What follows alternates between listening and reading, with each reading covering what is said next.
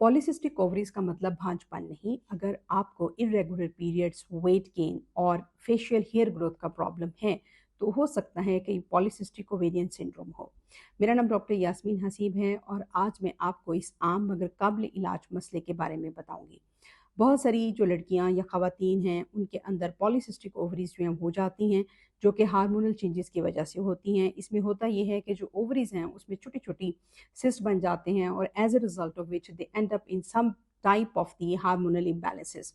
The symptoms of the hormonal imbalances include irregular periods या weight का बहुत ज़्यादा बढ़ जाना, फेशियल हेयर ग्रोथ और इसके अलावा बाकी बॉडी पार्ट्स पर भी हेयर ग्रोथ हो सकती है। एक्नी जो है वो भी हो सकते हैं।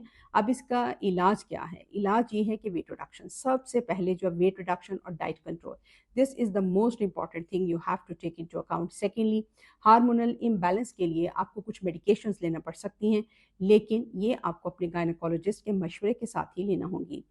तो याद रखिए कि पीसीओएस का मतलब भांजपन नहीं, लेकिन बर वक्त इलाज बहुत ज़रूरी है। सिर्फ वेरीफाइड डॉक्टर से अपॉइंटमेंट बुक कराओ। ओला डॉक, डॉक्टर का अपॉइंटमेंट आसानी से।